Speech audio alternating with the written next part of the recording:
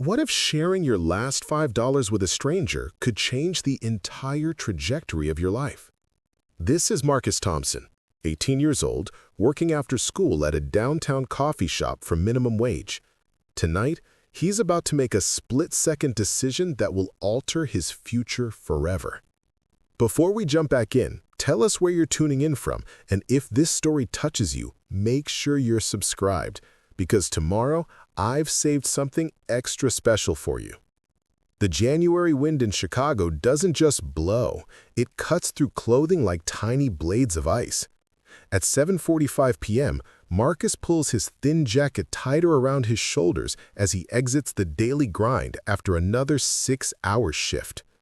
His hands still smell like coffee grounds and dish soap, the skin cracked from constant washing. In his pocket, exactly $5, his tip money for the day, and all he has until Friday on payday.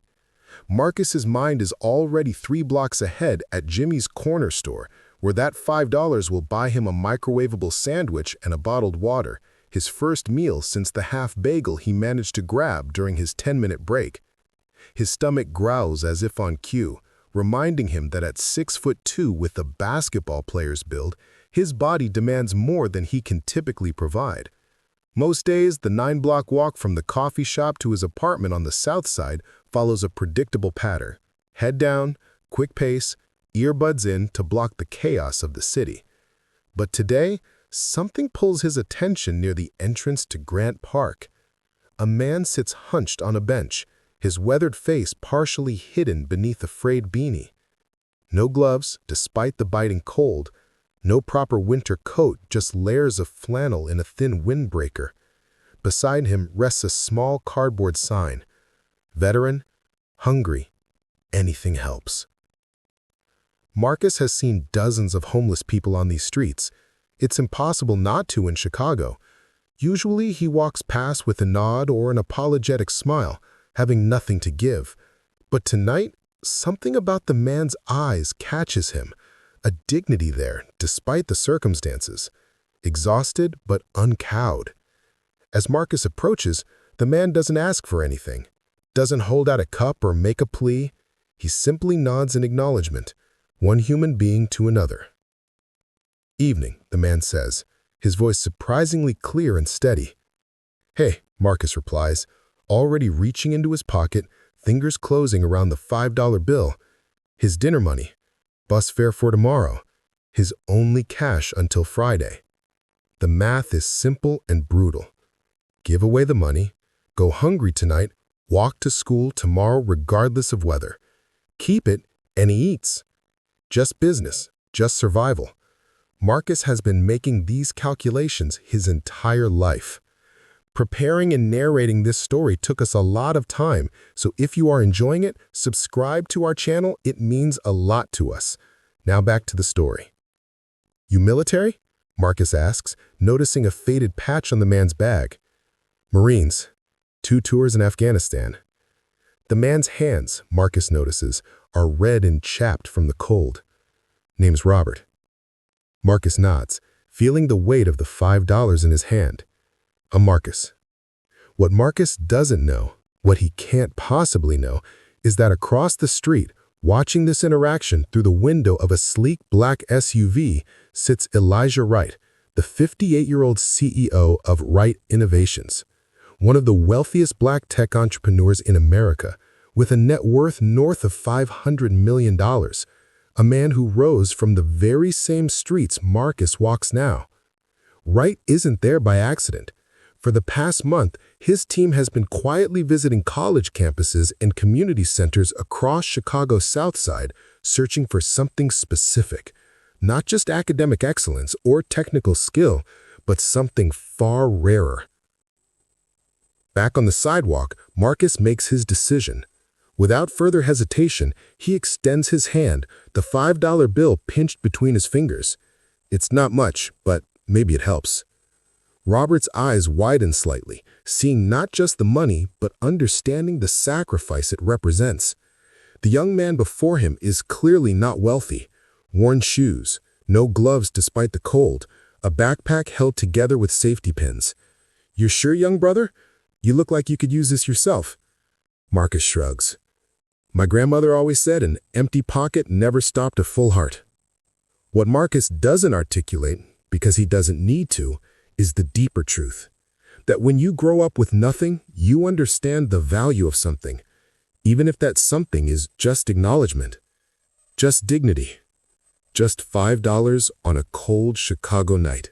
Robert accepts the money with a nod that contains multitudes, gratitude, respect, recognition of the sacrifice.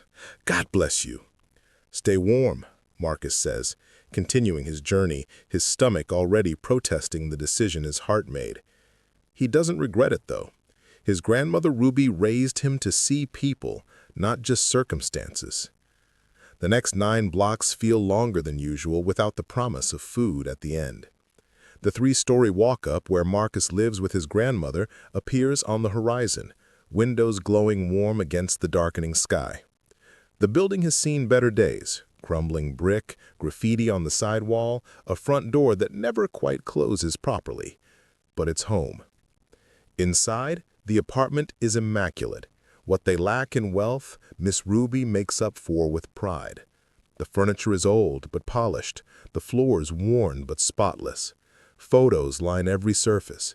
Marcus's parents before the car accident 10 years ago, Marcus at his middle school graduation, Marcus in his basketball uniform, Marcus receiving his Academic Excellence Award last year.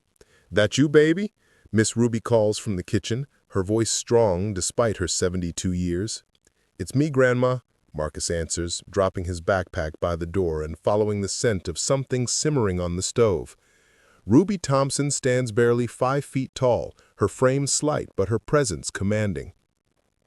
Decades as a hospital orderly gave her hands that are both gentle and strong, her mind sharp as a tack despite leaving formal education after 10th grade. "You eat at work?" she asks, already knowing the answer, already ladling stew into a bowl before he can respond. "I'm good," Marcus lies, the emptiness in his stomach betraying him with a loud growl. Ruby gives him the look, the one that has seen through his fibs since childhood. Sit down before you fall down." As Marcus sits at their small kitchen table, the weight of the day settling into his shoulders, Ruby places a bowl of stew in front of him. More potatoes than meat, but hot and filling. A luxury.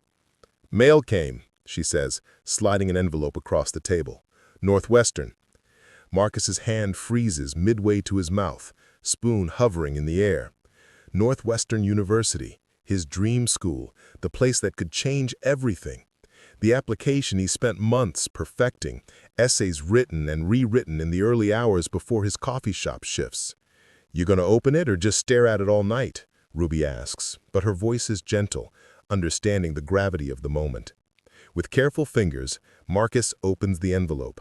His eyes scan the letter once, twice, a third time to be sure. "I got in," he whispers, then louder, "Grandma, I got in." Ruby's eyes fill with tears as she reaches across the table to grasp his hand. "I knew you would. Smart as your daddy, determined as your mama." The celebration lasts exactly 3 minutes before reality crashes back. Northwestern's tuition is over $60,000 per year. Even with scholarships and financial aid, the gap between possible and practical stretches wide as the Chicago River. "We'll figure it out," Ruby says, reading his mind, as she always does. "The Lord didn't bring you this far to drop you now." Marcus nods, tucking the acceptance letter carefully into his backpack. They'll figure it out. Somehow. They always do. What neither of them knows is that across town in a penthouse overlooking Lake Michigan, Elijah Wright is reviewing a file with Marcus's name on it. Inside are his academic records, straight A's despite working 20 hours a week, community service history, volunteer basketball coach at the YMCA, free tutoring at the library, and a detailed report on what happened just hours ago near Grand Park. He gave his last $5 to a homeless veteran, even though he's living below the poverty line himself, even though that money was his dinner, Wright says to his chief of staff, Vanessa Carter. "Exactly the kind of character we're looking for, sir." Wright leans back in his chair, studying Marcus's photo. "Set up the meeting for tomorrow." The next morning dawns gray and threatening snow. Marcus wakes at 5:30 a.m., not to an alarm, but to his body's internal clock, trained from years of early responsibilities. He moves quietly through the apartment, careful not to wake Ruby, whose breathing he can hear through the thin walls, slightly labored from the asthma that's worsened over the winter. The fridge offers little inspiration for breakfast. A half carton of milk, some eggs, the remainder of last night's stew. Marcus opts for a slice of toast, saving the eggs for Ruby's breakfast. His stomach still feels hollow from missing dinner last night, but he's used to the feeling. The walk to school takes 45 minutes in good weather. Today, with the temperature hovering around 15 degrees, it will take longer. No bus fare means no options. Marcus layers 2 t-shirts under his hoodie, puts on his only pair of jeans, and wraps a scarf Ruby knitted him around his neck. "You eaten something before you leave?"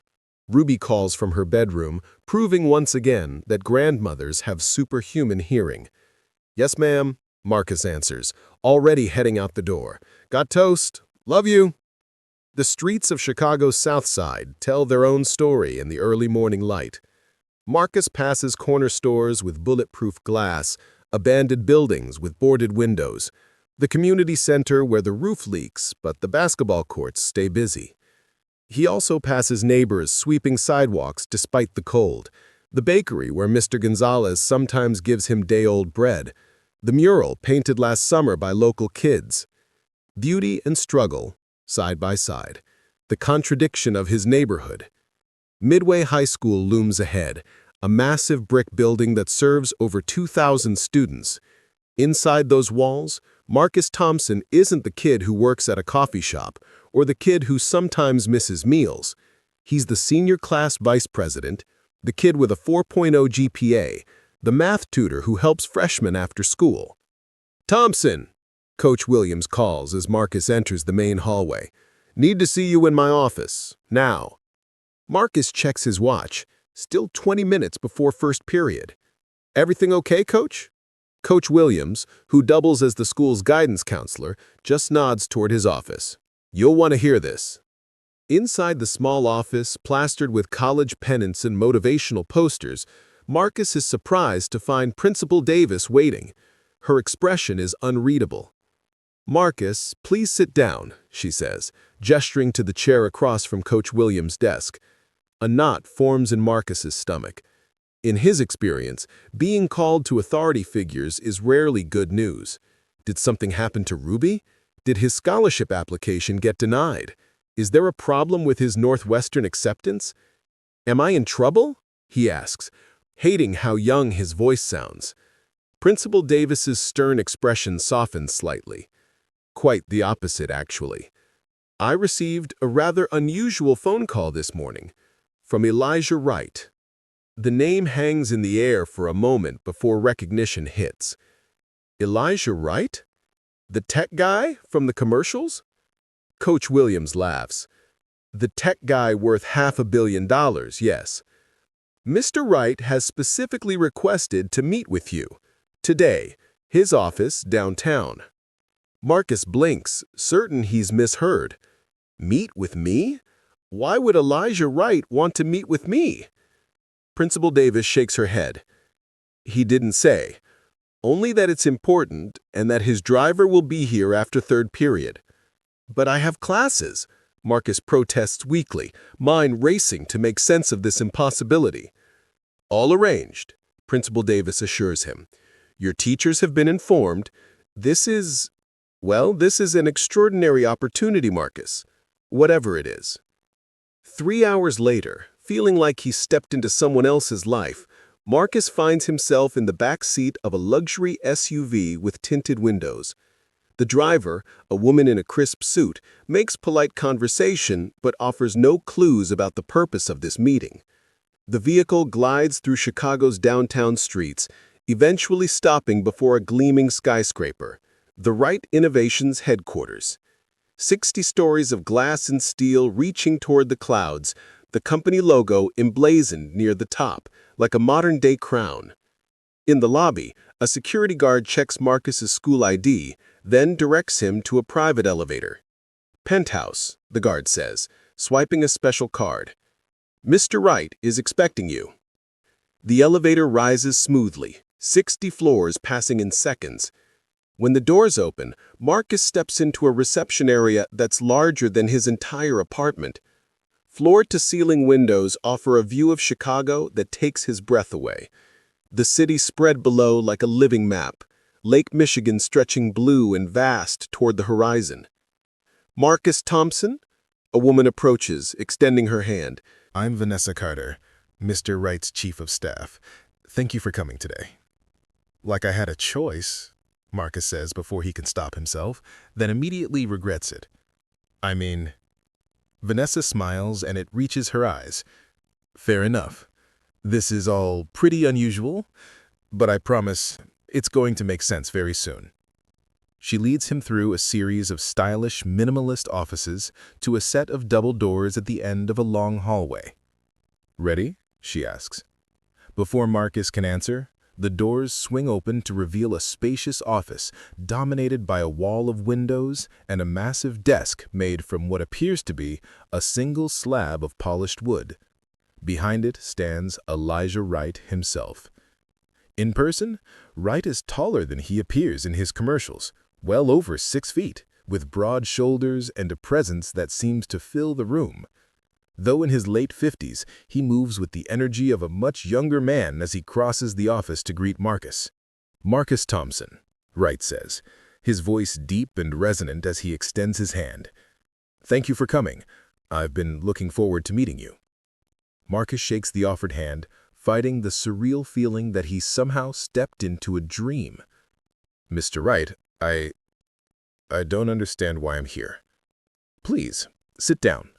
Wright gestures to a seating area with comfortable-looking chairs arranged around a low table. Can I offer you anything?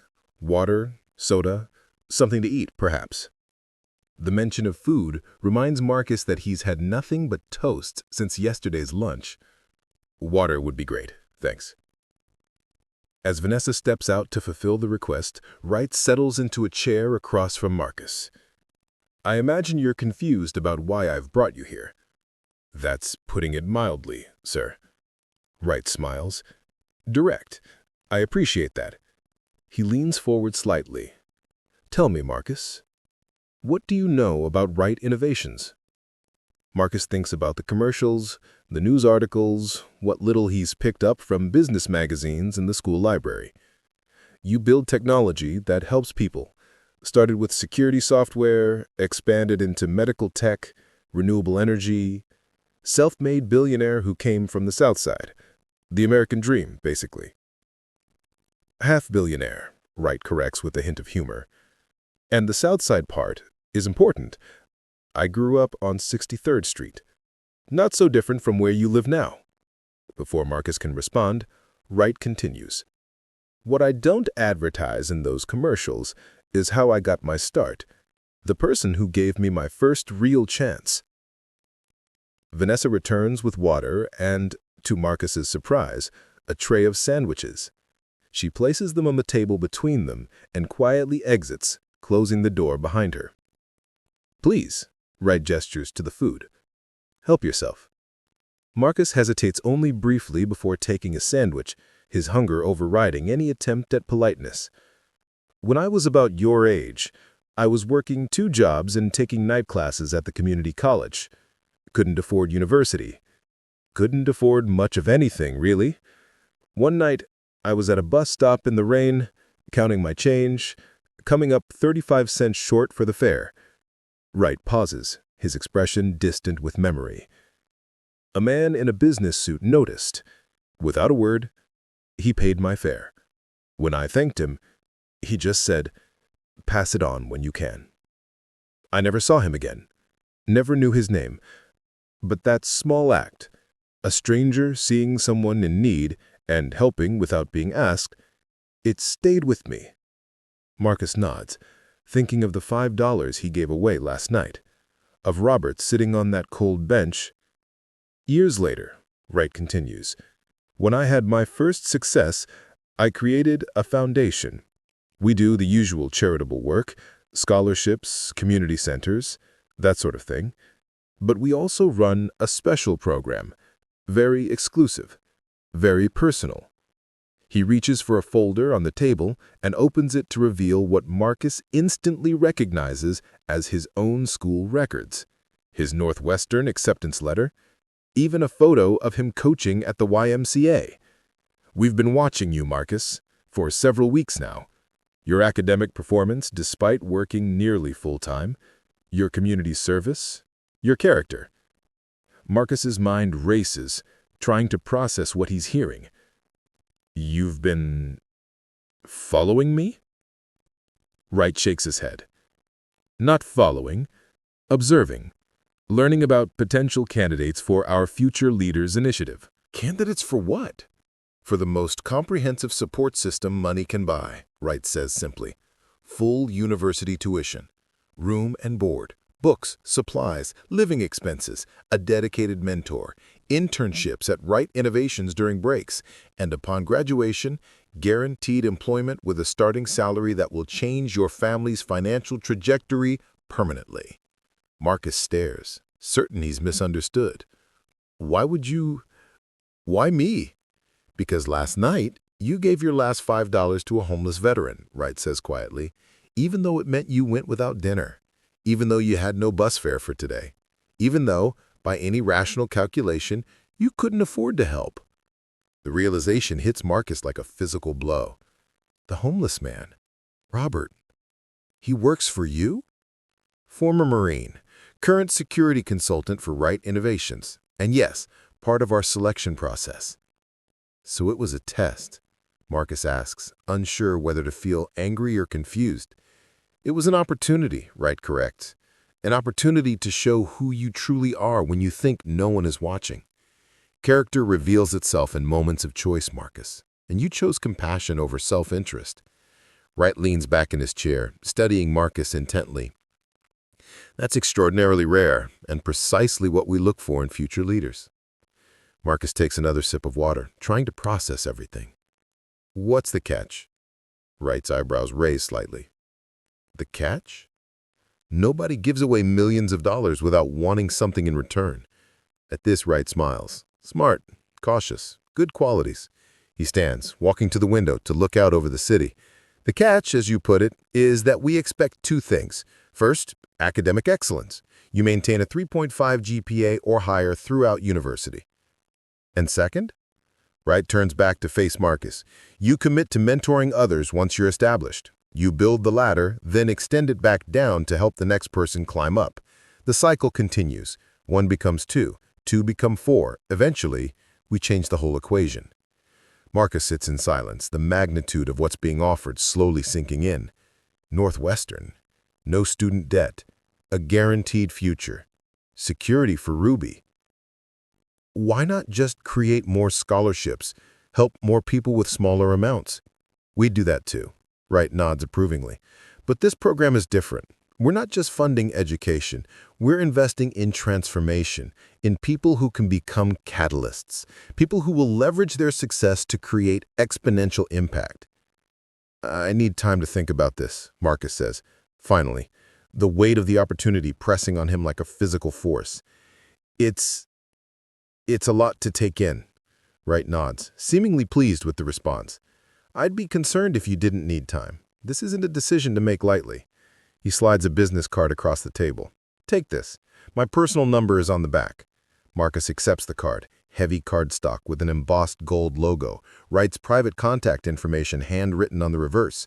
It feels substantial between his fingers, like a tangible piece of a future he's only dared to imagine. We'd like your answer within a week, Wright continues. In the meantime, there's someone who wants to meet you. Before Marcus can ask who, the office door opens. A young man enters, perhaps 5 years older than Marcus, wearing a tailored suit that seems both professional and comfortable. His confident stride speaks of someone at ease in these surroundings, though his eyes hold a warmth that feels familiar somehow. Marcus, this is Devin Carter, Wright introduces them. One of our first Future Leaders Initiative participants. Now he's the youngest department head at Wright Innovations. Devin extends his hand, his grip firm. Good to meet you, Marcus. I've heard a lot about you. You were part of this program? Devin smiles. 5 years ago, I was working nights at a gas station on the west side, trying to save enough for community college. Mr. Wright found me through a similar process. Devin gave his entire paycheck to a neighbor whose apartment had burned down, left himself with nothing for 2 weeks. Best decision I never planned to make, Devin says with a small laugh.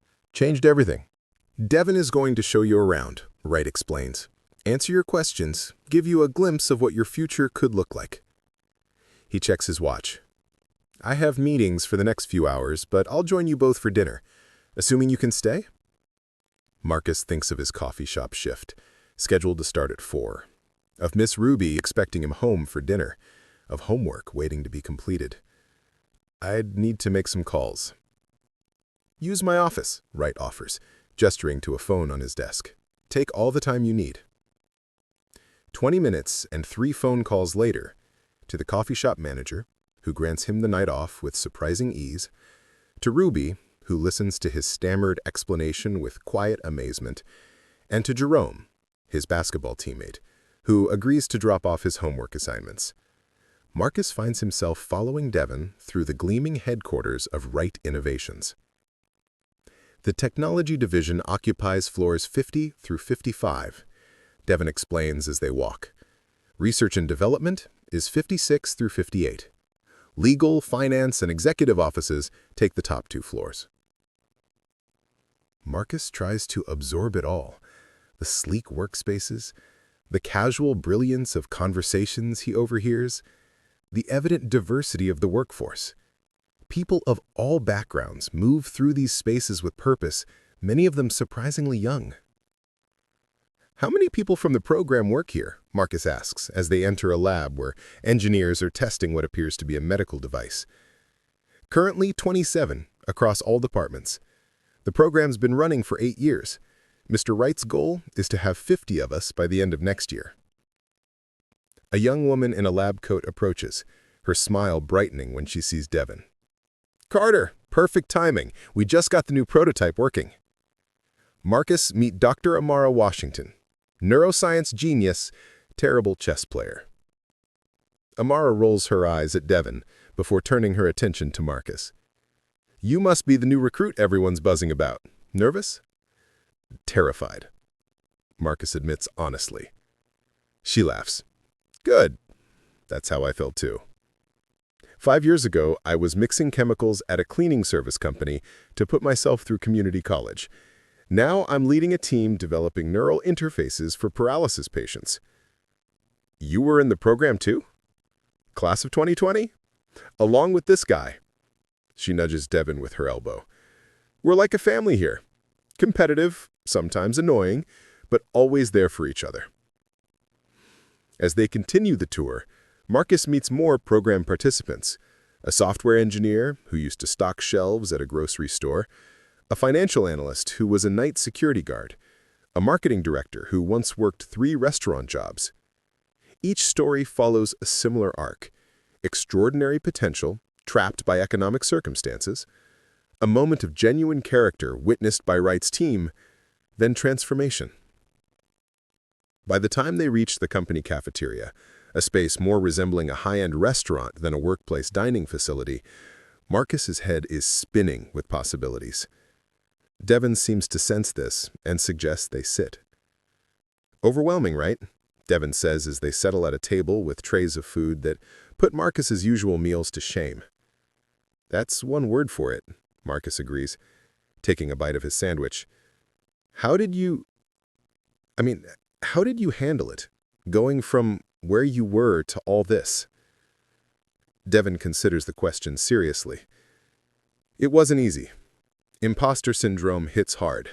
You keep waiting for someone to realize you don't belong here, to kick you back to where you came from. Did that feeling ever go away? Not entirely, I admit, but it gets quieter. And then one day you realize you've become the person you used to think you were pretending to be. Marcus nods, understanding exactly what he means despite never having put it into words himself. What helped me most was remembering that Mr. Wright didn't choose me because I already belonged in this world. He chose me because I had the potential to help shape it. Before Marcus can respond, his phone buzzes with a text from Ruby. "Baby, your school counselor just called. Said Northwestern is offering full ride plus stipend. Something about special recommendation. That your meeting today?" Marcus stares at the screen, then shows it to Devin. "Is this?" Devin grins. Mr. Wright works fast when he's made up his mind. His expression turns more serious. "But you should know, accepting the scholarship doesn't obligate you to the rest of the program. If you decide Wright Innovations isn't for you after college, the education is still yours, no strings attached." Why would he do that? What's in it for him? Devin leans back in his chair. When I asked him that same question, he said something I'll never forget. "Money is renewable. Character isn't. I'm betting on character." By the time dinner arrives, a private affair in a restaurant on the building's first floor where Elijah Wright joins them along with Vanessa and 3 other program participants, Marcus has begun to see not just the opportunity before him, but the responsibility it represents. Over a meal more exquisite than any he's ever tasted, Marcus listens to stories of lives transformed, of communities uplifted, of innovations born from perspectives that would never have reached these heights without Wright's intervention. The true measure of success, Wright says as dessert arrives, isn't what you accumulate. It's what you enable others to become. "What if I'm not ready?" Marcus asks, voicing his deepest fear. "What if I fail?" Wright studies him for a moment. "Do you know what distinguishes the truly successful from everyone else, Marcus? It's not intelligence or talent or luck, though those all matter. It's resilience, the ability to get knocked down and get back up again and again." He leans forward slightly. "I don't expect you not to fail. I expect you to fail, learn, and grow stronger from it.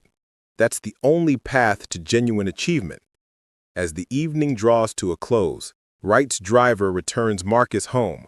The contrast between the gleaming downtown towers and his South Side neighborhood has never felt so stark, yet somehow, for the first time, the distance between them seems bridgeable. Ruby is waiting up, of course, her eyes wide with questions. Marcus tells her everything. The meeting with Wright, the tour of the company, the incredible offer that could change both their lives. "I always knew you were meant for greatness," Ruby says, tears glistening in her eyes. "Even when you were just a little thing, there was something special in you." "I'm scared, Grandma. What if I don't belong there?" Ruby takes his hands in hers, hands that have cleaned hospital floors for decades, hands that raised him after his parents died, hands that never once stopped believing in his potential. "Listen to me, Marcus James Thompson. You belong anywhere your heart and mind take you. Don't you ever doubt that for a second." That night, Marcus lies awake, staring at the ceiling of his small bedroom, Wright's business card on the table beside him. His thoughts race with possibilities: Northwestern University, Wright Innovations, a future beyond anything he'd allowed himself to imagine. But with opportunity comes questions. Would success change him? Would he stay connected to his community or be pulled into a different world entirely? Could he really become what Wright seems to think he already is? The next morning, Marcus follows his usual routine: early rise, quick breakfast, long walk to school. But everything feels different. The same streets look changed somehow, as if viewed through a new lens of possibility. At Midway High, word of his mysterious meeting has spread like wildfire. Friends pepper him with questions he's not sure how to answer. Teachers regard him with a new curiosity.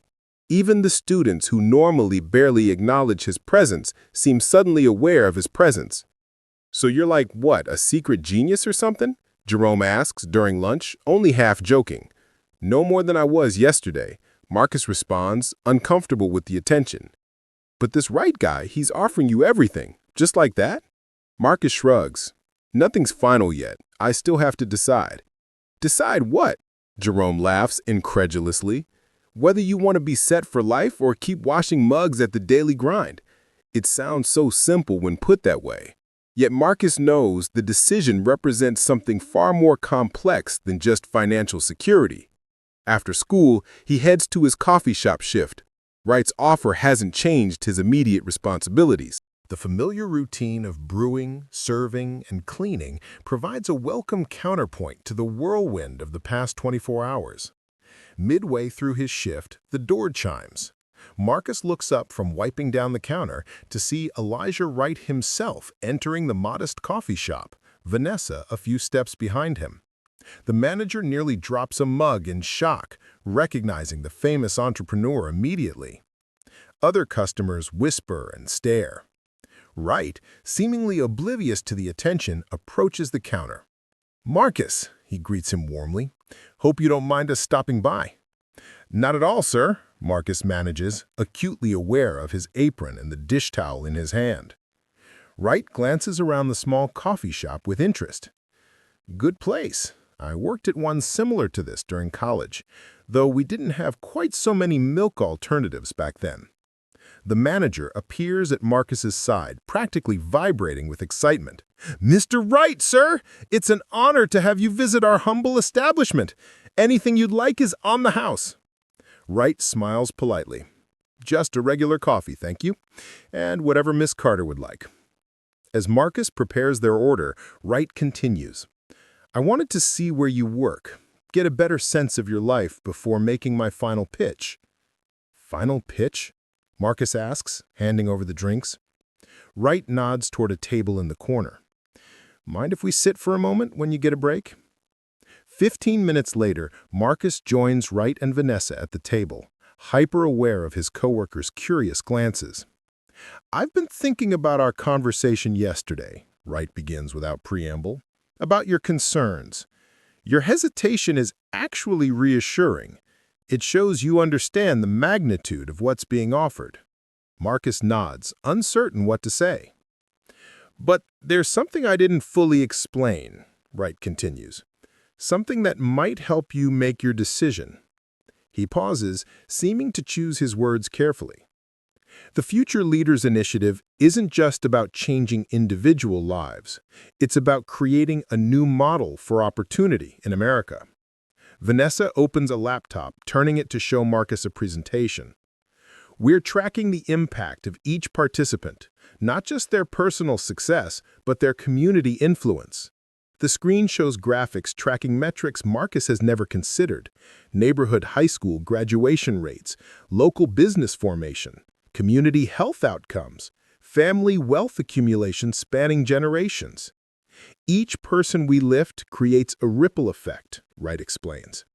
When Devin Carter got his engineering degree, his younger siblings suddenly saw college as an option for themselves, too. When he bought a home in his old neighborhood, property values stabilized. When he mentored local students, college application rates rose 22%. Marcus studies the data, beginning to understand the broader vision. "The traditional charity model treats symptoms," Wright continues. "We're trying to change the system itself by strategically empowering people who will, in turn, empower others." He leans forward, his expression intensely focused. "This isn't about saving one promising kid from the South Side, Marcus. This is about creating a new generation of leaders who understand both worlds, who can build bridges because they've walked across them themselves."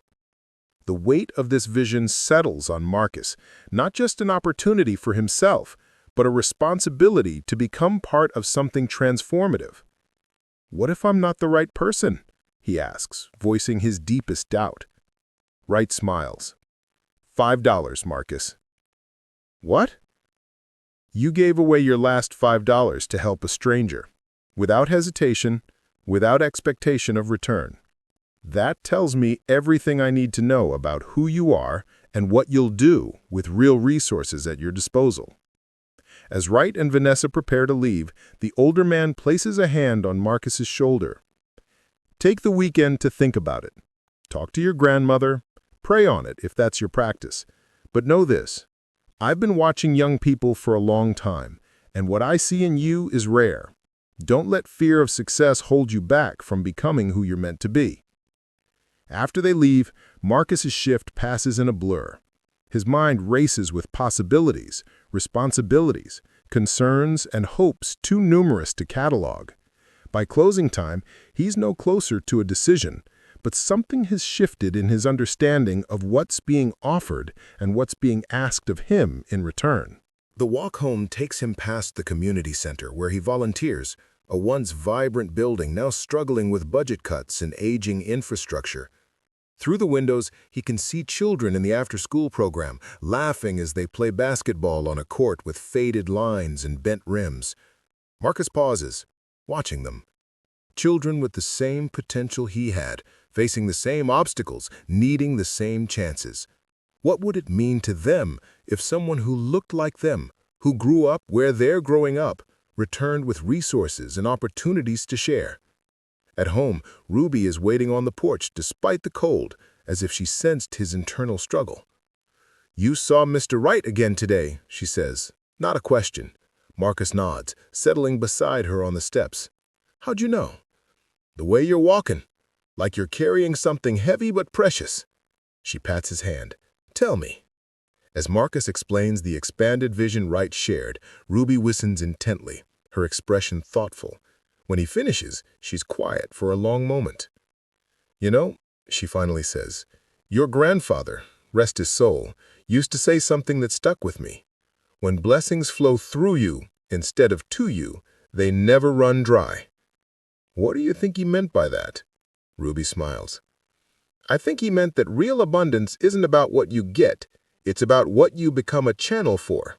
Some folks, when good fortune finds them, they build walls around it, try to keep it all for themselves. Others build aqueducts. They let it flow to places that have been dry too long." She takes his hand in hers. "Seems to me Mr. Wright is trying to build aqueducts. Question is, do you want to be part of that?" As the weekend unfolds, Marcus moves through his usual routines, work shifts, basketball with friends, homework, helping Ruby around the house, but his mind constantly returns to Wright's offer and the decision looming before him.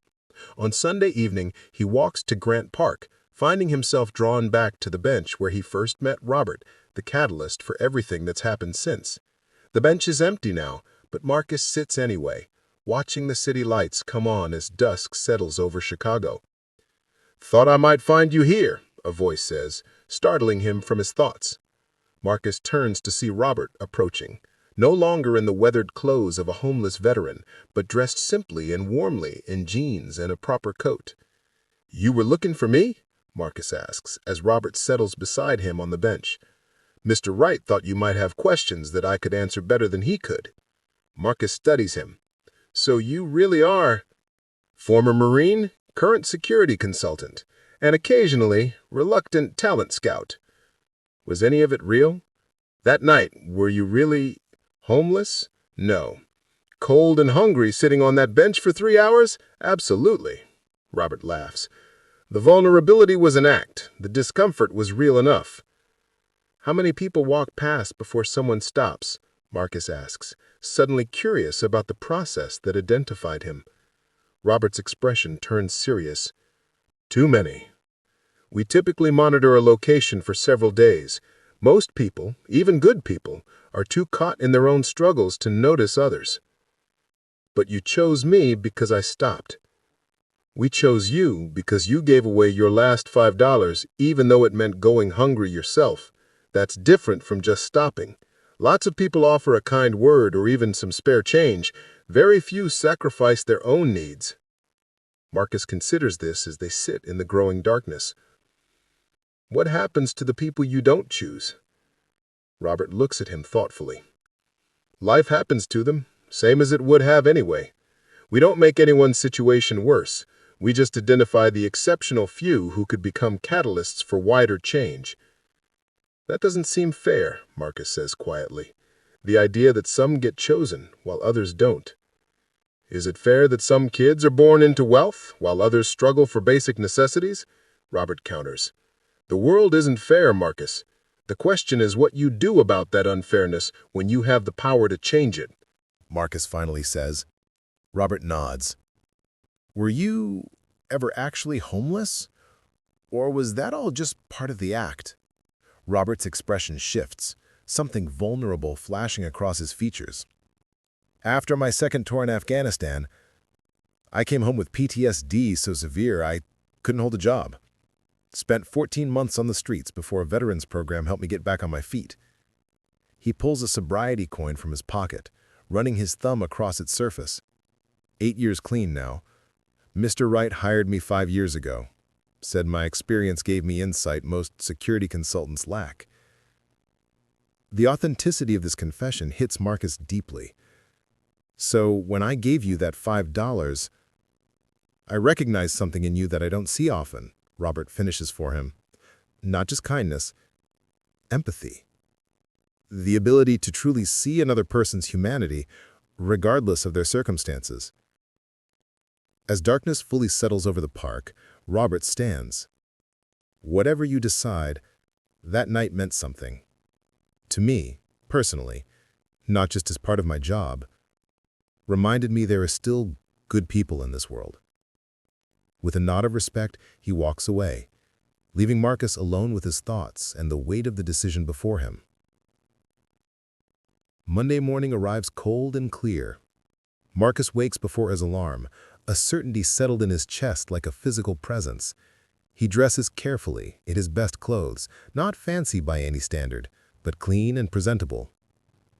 In his pocket, Wright's business card feels like it's radiating energy. Ruby is already up, sitting at their small kitchen table with coffee and her Bible open before her. "Today's the day, isn't it?" she asks, looking up as he enters. Marcus nods. "I'm going to call him after school. Accept the offer." Ruby studies him for a moment, then rises to embrace him. "Your parents would be so proud. So am I." At school, the day crawls by, each class seeming twice its normal length as Marcus's mind races ahead to the conversation awaiting him. At lunch, he sits alone in the library, mentally rehearsing what he'll say when he calls Wright. How does one properly accept a gift that will transform their entire life? When the final bell rings, Marcus doesn't head to work or home. Instead, he walks to a small park near the school, finds a quiet bench, and takes out his phone. With fingers that tremble slightly, he dials the number written on the back of Wright's card. To his surprise, Wright answers himself. "Marcus, I was hoping I'd hear from you today." "Mr. Wright, I've thought about your offer, about everything you showed me, everything you said, and I want to accept, not just the scholarship, but all of it. The program, the mentorship, the vision you described. I want to be part of building something that lasts." He can almost hear Wright's smile through the phone. "I'm glad to hear it. Very glad indeed. But I have one condition," Marcus continues, surprising himself with his boldness. "Oh." Wright sounds intrigued rather than offended. "What might that be?" Marcus takes a deep breath. "The medical clinic you mentioned for the Community Development Center, I want a portion of it dedicated to senior care, with free services for residents over 65, named after my grandmother, Ruby Thompson." There's a pause. Then Wright chuckles warmly. "The Ruby Thompson Senior Wellness Center. Has a nice ring to it. Consider it done." "Really? Just like that?" "Marcus, what you're asking for aligns perfectly with our mission. It's exactly the kind of thinking we want to encourage, looking beyond yourself to identify community needs." They talk for another 20 minutes, Wright outlining next steps, paperwork for Northwestern, a formal welcome to the Future Leaders Initiative, a celebration dinner with the other program participants. "One more thing," Wright says before they end the call. "There's someone else I'd like you to meet. Someone who made a similar choice to yours about 5 years ago." As Marcus hangs up, a text comes through from an unknown number. "Congratulations and welcome to the family. Looking forward to meeting you tonight. Robert."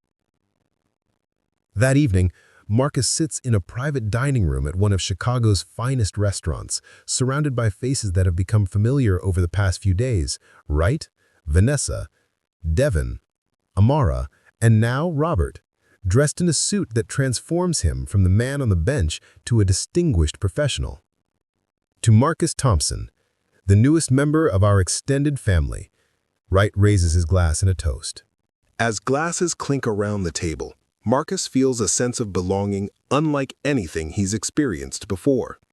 These people, these extraordinary, driven individuals from backgrounds like his own, have welcomed him into their circle not because of who he knows or what he owns, but because of a simple choice he made on a cold January night. "You should know," Wright says as the meal progresses, "that we typically select just one new participant each year. The process is intensive, and the investment is substantial." "Why me?" Marcus asks, the question that's been lingering since that first meeting. "Out of everyone in Chicago, why me?" Wright exchanges glances with the others before answering. "Because when we studied this city, its challenges, its potential, the barriers preventing progress, we identified specific leadership gaps. We needed someone who understood the South Side intimately, but had the intellectual capacity to operate in any environment." Devin nods. "Each of us was selected to fill a specific need.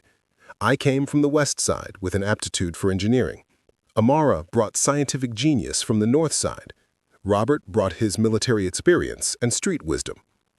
"You're not just receiving an opportunity," Amara adds. "You're filling a crucial gap in our collective skill set." As dinner concludes, Wright takes Marcus aside. "There's one more thing I want to show you, a preview of what we're planning." In a sleek black SUV, they drive to an empty lot on the south side, a vacant expanse where a dilapidated warehouse once stood. Now, cleared and fenced, it looks like nothing special in the darkness, just another urban void awaiting development. Wright gets out of the car, gesturing for Marcus to follow. Standing at the fence, he hands Marcus a tablet. On the screen, an architectural rendering springs to life. A gleaming community center with health facilities, educational spaces, sports courts, and green areas. "This is what will stand here 18 months from now," Wright explains. "Phase 1 of our Southside initiative. While you're in your first 2 years at Northwestern, we'll be building this.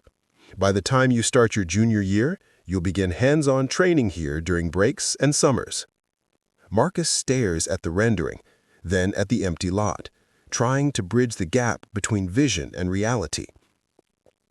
"It seems impossible," he murmurs. "Turning nothing into this." Wright places a hand on his shoulder. "That's exactly what we're doing with people like you, Marcus, identifying untapped potential and providing the resources to develop it fully." He gestures to the empty space. "Most people look at this lot and see nothing. I look at it and see possibility, just like when I look at you." 2 weeks later, Marcus stands in his bedroom, packing the few belongings he'll take to Northwestern. Though classes won't start until fall, the Future Leaders Initiative includes a summer preparation program, intensive academic refreshers, leadership training, and cultural experiences designed to ease the transition to university life. Ruby watches from the doorway, pride and melancholy mingling in her expression. "First in our family to go to college," she says softly. "I'll be home on weekends," Marcus promises, though they both know life is carrying him into a new orbit, one that will increasingly pull him away from these familiar streets. "Don't you worry about me," Ruby says, reading his thoughts as she always does. "This is how it's supposed to be. Children grow up, build lives bigger than their parents could ever imagine. That's the dream." The doorbell rings. Wright's driver, right on schedule. As Marcus carries his bags to the front door, a commotion outside catches his attention. On their small front lawn stands a group of neighborhood children holding handmade signs. "Congratulations, Marcus! South Side Pride! Our hero!" Mrs. Johnson from next door steps forward. "We wanted to give you a proper send-off," she explains, her eyes misting. "You've been tutoring these kids for years. They wanted to say thank you." Marcus is speechless, overwhelmed by this unexpected display of community pride. As he loads his bags into the waiting car, each child comes forward for a high five or a hug. Little voices call out dreams newly awakened. "I'm going to college too." Can I be an engineer like you? Will you help me with my applications when it's time? Promises flow easily from Marcus's lips. Yes, he'll help with applications. Yes, he'll come back to tutor. Yes, they can achieve their dreams too. In this moment, he begins to understand the true weight of Wright's vision. Not just lifting one promising student, but creating visible proof that barriers can be overcome, that paths can be forged where none existed before. As the car pulls away, Ruby stands on the porch waving, her smile bright despite the tears on her cheeks. Marcus watches through the rear window as his neighborhood recedes, not disappearing from his life, but transforming in his perception from the boundaries of his existence to the foundation of his purpose. At Northwestern, Marcus's life accelerates into a whirlwind of new experiences. The summer program introduces him to 11 other scholarship recipients, not part of Wright's special initiative, but exceptional students from across the country selected for their academic promise. Initially, Marcus feels like an imposter among them. While he excelled at Midway High, Northwestern operates on an entirely different level. His classmates casually reference books he's never heard of, share experiences he's never had, navigate social customs that feel foreign to his Southside upbringing. Devin, now his official mentor in the Future Leaders program, recognizes the struggle immediately. The cultural shock is real, he acknowledges during their weekly check-in. I spent my first 3 months at Northwestern convinced they'd realized they'd made a terrible mistake accepting me. How did you get past it? Marcus asked. I stopped trying to become them and started recognizing what I brought to the table that they couldn't. Devin's expression turned serious. These kids from privileged backgrounds, they're smart, no question, but they lack perspective. They've never had to solve problems with limited resources, never had to navigate systems designed to exclude them, never developed the resilience that comes from genuine struggle. The wisdom in this observation carries Marcus through those difficult first months. He discovers that his lived experience provides insights his classmates lack. In economics, he understands the real-world implications of policy decisions. In sociology, he can speak to community dynamics firsthand. In political science, he recognizes the gap between theoretical governance and practical impact. By mid-July, Marcus has found his footing. His academic performance exceeds even Wright's expectations. His social circle expands to include both fellow scholarship students and wealthier classmates drawn to his authentic perspective. The initial discomfort of straddling different worlds begins to transform into his greatest strength, the ability to translate between them. On weekends, true to his promise, Marcus returns to the South Side. He continues tutoring at the community center, now with enhanced knowledge to share. He brings Northwestern admission counselors to Midway High, arranging workshops for juniors and seniors. He connects promising students with Wright's Foundation for potential scholarships. And always, he checks on Ruby, whose health has improved dramatically now that she has access to comprehensive medical care through Wright's connections. On one such weekend in late July, Marcus returns to find Robert waiting at Ruby's house, leaning against a car in the driveway. "Wright sent me," he explains after greeting him. "We have something to show you." They drive to the empty lot Marcus visited with Wright months earlier, except it's no longer empty. Construction crews swarm over the site, foundation trenches dug, steel beams rising from concrete footings. What was once just an architect's rendering on a tablet has begun its transformation into physical reality. "Ahead of schedule," Robert notes as they observe the progress from the perimeter fence. "Mr. Wright pulled some strings with the city to fast-track permits." Marcus watches the workers move with purpose across the site, each playing their role in manifesting a vision that exists for now only in blueprints and digital models. The parallel to his own life, the foundation being laid, the structure beginning to rise, isn't lost on him. "There's more," Robert says, directing Marcus's attention to a construction trailer near the side entrance. "They want your input on something." Inside the trailer, the project architect and interior designer wait with material samples and color palettes. To Marcus's astonishment, they're genuinely interested in his opinions on design elements for the community center. "Mr. Wright was explicit," the architect explains. "This facility needs to reflect the community it serves, not just our design preferences. You're our connection to that authentic perspective." For the next 2 hours, Marcus provides insights that would never occur to outsiders. Which colors carry negative gang associations in the neighborhood? Which materials would feel welcoming rather than institutional? Which spaces need to prioritize safety versus openness? The professionals take copious notes, adapting their plans based on his local knowledge. As they finish, the interior designer hands Marcus a rendering of one specific room, a bright, welcoming medical suite with the Ruby Thompson Senior Wellness Center emblazoned above the entrance in elegant lettering. "Is this placement acceptable?" she asks, showing how the senior center occupies the most accessible ground floor location with its own dedicated entrance. Marcus stares at the image, emotion rising in his throat. "It's perfect," he manages. "She'll be so honored." When he returns to Ruby's that evening with the rendering in hand, her reaction exceeds his expectations. Tears flow freely as she traces her name on the image. "I never thought I'd see our name on anything but a headstone," she whispers. "Now it'll be on a place of healing." The summer passes in this rhythm. Weekdays at Northwestern absorbing knowledge, weekends on the South Side sharing it. Marcus's worlds begin to merge, not through compromise, but through integration. He brings classmates to volunteer at the community center. He brings neighborhood kids to campus events. Each crossing of boundaries diminishes their power to divide. By August, the community center construction has progressed remarkably. Walls rise, windows appear, systems take shape within. Similarly, Marcus feels his own transformation accelerating.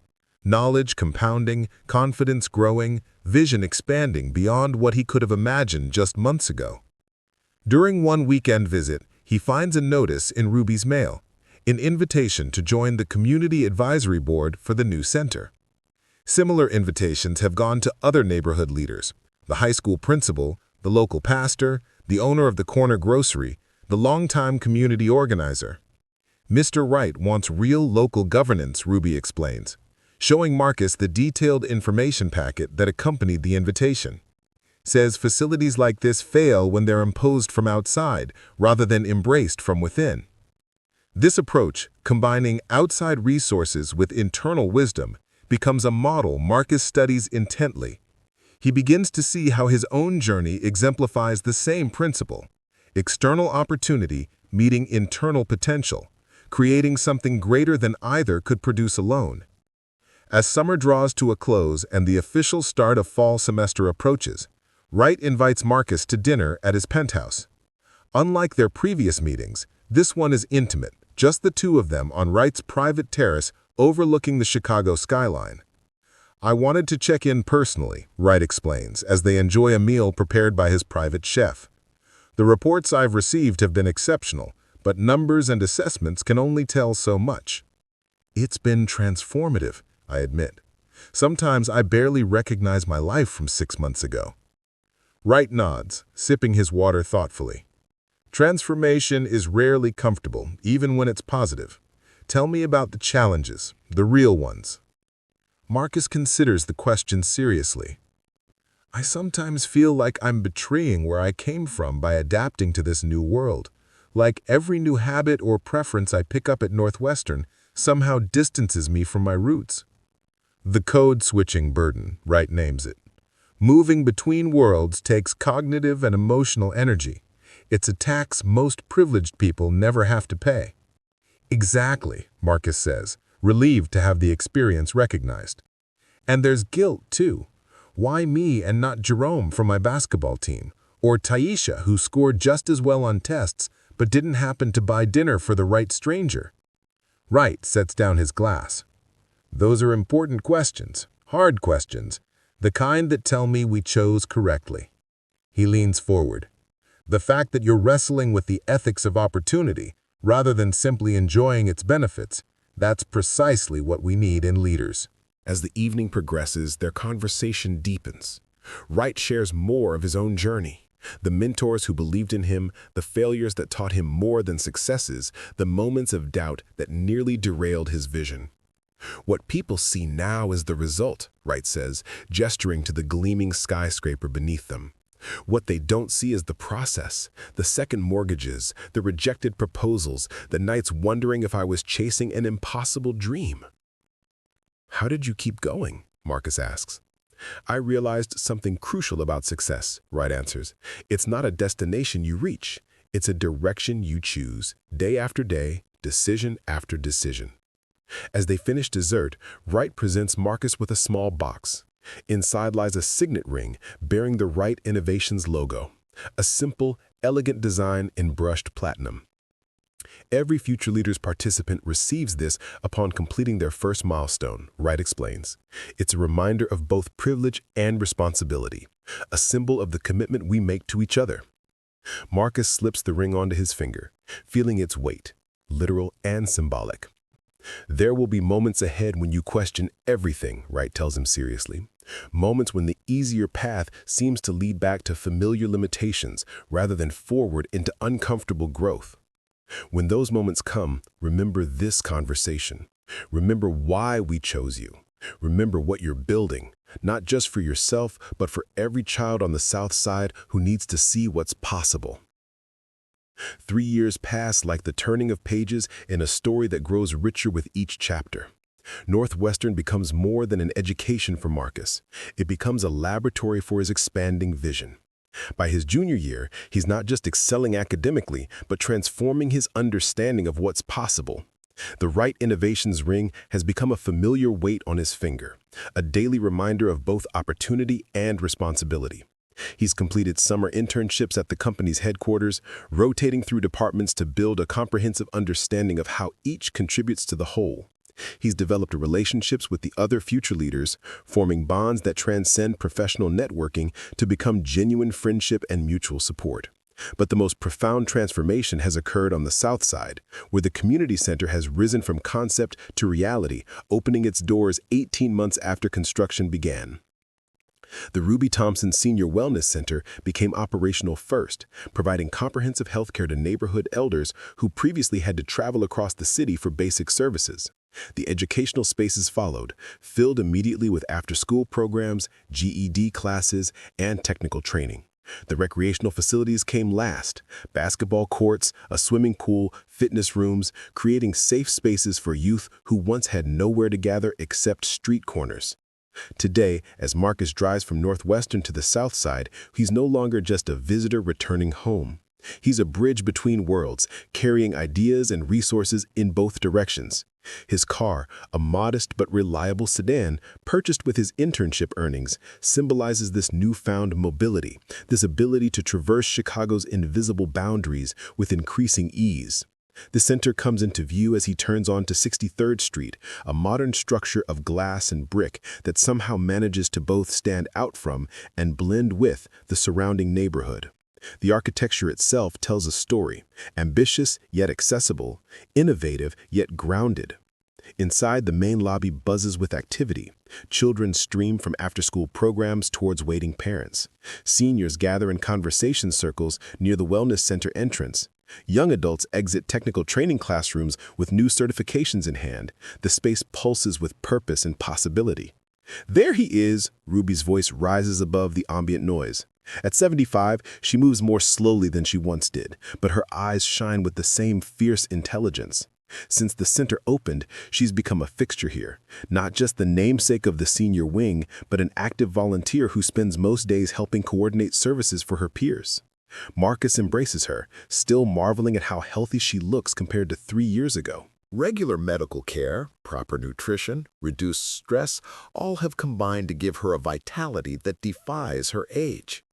"How was class?" she asks as they walk toward the center's cafe, a social enterprise that employs neighborhood residents and serves healthy, affordable meals. "Challenging," Marcus admits. "Advanced economic theory makes my brain hurt, but I think I'm getting it." They settle at a table by windows overlooking the playground, where children climb and swing in the late afternoon sun. A familiar figure approaches, Robert, who has transitioned from his security role at Wright Innovations to become the center's head of operations. "Right on time," Robert nods approvingly. "Mr. Wright just called. He's running about 15 minutes behind, but wants to meet you in the conference room when he arrives." The quarterly reviews with Wright have become a cornerstone of Marcus's development. Every 3 months, the entrepreneur visits the center personally, evaluating its impact, discussing challenges, and mentoring Marcus through increasingly complex responsibilities. Anything specific on the agenda? Marcus asks. Robert's expression reveals nothing. He didn't say, just that it's important. As they wait for Wright's arrival, Marcus conducts his own informal assessment of the center's operations. He chats with program directors, checks in with facility staff, observes classes in progress. The hands-on management experience has become as valuable as his formal education, teaching lessons no textbook could convey. The computer lab, equipped with technology donated by Wright Innovations, hosts a coding class for middle schoolers. The instructor, a young woman from the neighborhood who completed the center's tech training program and now works remotely for a software company, guides students through exercises with patient expertise.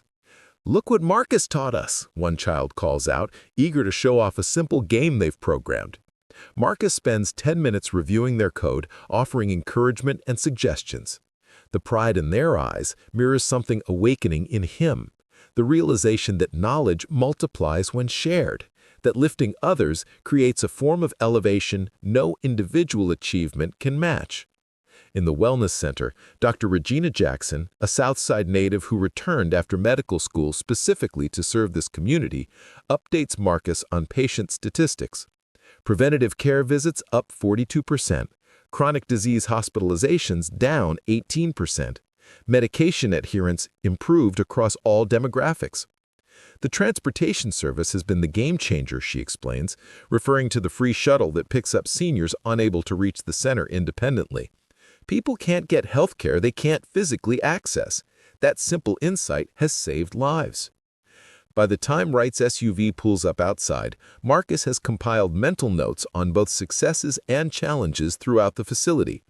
When they meet in the conference room, a space deliberately designed to feel professional yet welcoming, he's ready with questions and observations that reflect his growing leadership capacity. Wright enters with his characteristic energy, greeting staff members by name as he makes his way through the center. At 61, he shows no signs of slowing down, his mind still razor-sharp, his vision still expanding. He embraces Ruby warmly before turning to Marcus with an appraising look. "Let's walk while we talk," he suggests after the initial greetings. "I want to see the music program in action." As they move through the building, Wright asks detailed questions about operations, finances, community engagement, all areas where Marcus has taken increasing responsibility during his internships. The conversation flows naturally, an exchange between colleagues rather than mentor and protege. The music room, a soundproofed space equipped with instruments donated by a Chicago symphony program, resonates with the voices of the youth choir practicing for an upcoming community performance. The director, a retired music teacher who volunteers her time, leads 20 children through vocal exercises that fill the hallway with harmony. Wright listens for a moment, visibly moved. "This is what it's all about," he says quietly, "creating spaces where potential can flourish." They continue to the rooftop garden, a green oasis above the urban landscape where residents grow vegetables for the cafe and their own families. These weren't in any strategic plan, Wright notes. They emerged from your unique perspective, your ability to see needs and solutions others miss because you understand this community from the inside. As the reality of the offer settles in, Marcus looks out over the neighborhood where he grew up. Streets both hardened by struggle and softened by resilience. Buildings both worn by neglect and warmed by human connection. He sees it now with dual vision, clear-eyed about its challenges, yet equally clear-eyed about its potential. "I'd need to finish strong at Northwestern," he says, mind already processing logistics. "And I'd want to learn more about large-scale project management before taking the helm." Wright smiles, recognizing acceptance in these practical considerations. "We'll create a transition plan. Your final internship would focus specifically on preparing you for this role." They shake hands on the rooftop garden, sealing an agreement that transforms Marcus from beneficiary to steward, from protege to partner. As they descend to share the news with Ruby and Robert, Marcus feels the weight of the Wright Innovations ring on his finger. No longer just a symbol of opportunity received, but of responsibility embraced. The announcement creates a ripple of excitement throughout the center. Staff members who have watched Marcus grow from volunteer to intern to emerging leader express both pride and approval. Community members who remember the shy teenager who used to tutor at the library marvel at the confident young man now entrusted with their neighborhood's future development. That evening, as the center's activities wind down, Marcus finds himself alone in the main lobby, studying the photo wall that chronicles the facility's evolution.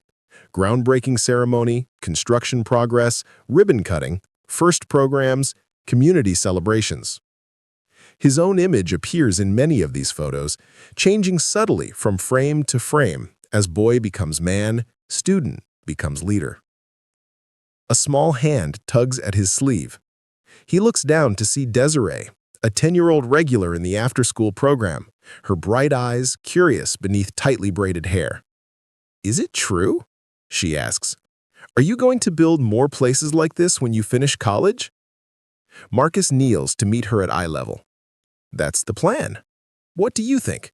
What would make them even better?" She considers the question with serious concentration.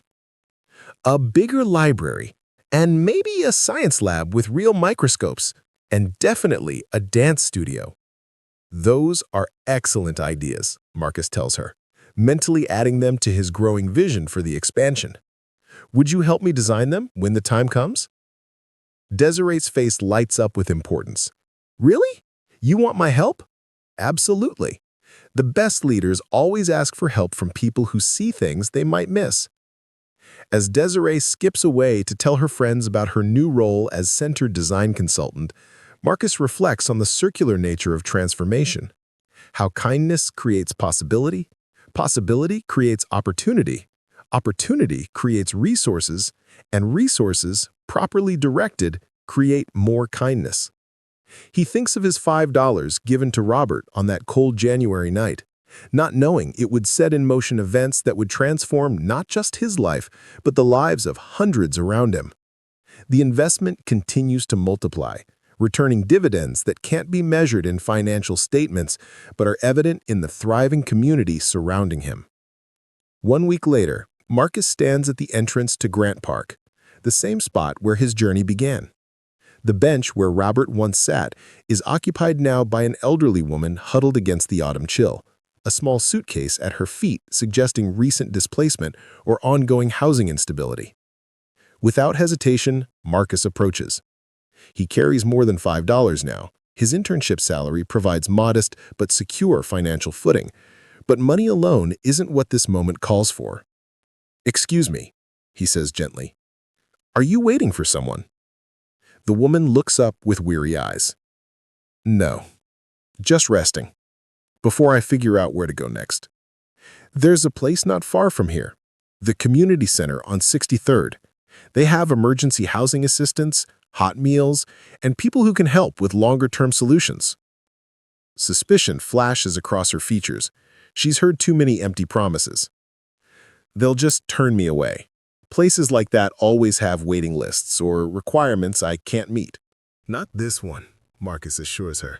"I know the director personally. In fact, I can take you there myself if you'd like. My car's just down the block." Something in his manner, the sincerity, the absence of condescension, the straightforward offer of practical help seems to reassure her. "Why would you do that? You don't know me." Marcus smiles, remembering how a similar act of kindness altered his own trajectory. "Someone once helped me when I needed it. Changed my whole life. I promised to pass it on when I could." As they walk to his car, Marcus texts Robert to expect a new arrival needing housing assistance. By the time they reach the center, a staff member is waiting at the entrance to welcome the woman and guide her through intake procedures. Marcus watches as she disappears into the building, another life potentially at a turning point. He can't know whether this intervention will lead to lasting transformation for her, just as Wright couldn't know with absolute certainty whether Marcus would fulfill the potential he glimpsed that night by the bench. But both took the step of faith that makes transformation possible. 2 days later, Marcus receives an email from Wright with a single attachment, a photograph taken by security cameras the night Marcus gave his last $5 to Robert. The image shows a young man extending his hand to someone in need, unaware of being observed, simply responding to human dignity with human kindness. The accompanying message reads simply, "This is where it started. Never forget why." Marcus prints the photo and places it on his desk at Northwestern, where it serves as both reminder and motivation during his final semesters. As graduation approaches, his dual preparation intensifies. Academic work at the university, leadership development at Wright Innovations, and hands-on experience at the community center. The transition from student to executive director unfolds as planned. On a bright spring morning, 1 month after receiving his degree with honors, Marcus stands behind a podium at the groundbreaking ceremony for the second facility in the Transformation Triangle. Beside him are the people who have shaped his journey. Ruby, beaming with pride. Wright, his mentor and champion. Robert, his colleague and friend. Devin and Amara, his fellow future leaders who have become like family. Before him spreads a crowd of community members, their faces reflecting both hope and healthy skepticism. They've seen projects come and go, promises made and broken. What makes this different, Marcus knows, is not just the funding or the facilities, but the fundamental approach, development with the community, not simply for it. As he adjusts the microphone, the Wright Innovations ring catches the sunlight. 5 years ago, he gave away his last $5, never expecting anything in return. Today, he stands ready to steward millions, not as charity, but as investment and human potential. This center, he begins, represents more than buildings or programs. It represents a belief that transformation happens when opportunity meets potential, that when we remove artificial barriers, extraordinary things become possible. He looks out at the gathered faces, children from the after-school program, seniors from the wellness center, young adults from job training classes, neighbors who have watched this journey unfold. I stand here today not because I'm special, but because someone saw possibility where others saw limitation. The real power of what we're building isn't in the facilities, but in the cycle they create, where today's recipients become tomorrow's contributors, where success multiplies through sharing rather than hoarding, where one act of kindness can set in motion changes that transform not just individual lives, but entire communities. As the ceremonial shovels break ground, Marcus catches sight of Desiree in the front row, watching with serious attention. Beside her stand other children from the center, witnesses to possibility taking physical form before their eyes. The journey that began with $5 continues today with 50 million. But the principle remains the same, that when we invest in human potential, the returns are immeasurable. That when we build bridges between worlds that rarely connect, new pathways open for everyone. That when we choose to see people not for their circumstances, but for their capacities, transformation becomes not just possible, but inevitable.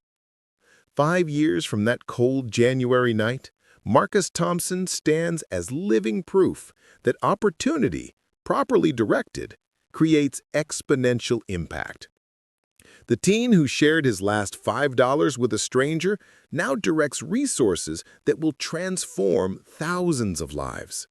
The cycle continues, expanding outward in ripples that reach further than anyone could have predicted, all from a single act of authentic kindness that revealed the true character of a future leader. Up next, you've got 2 more standout stories right on your screen. If this one hit the mark, you won't want to pass these up. Just click and check them out. And don't forget to subscribe and turn on the notification bell so you don't miss any upload from us.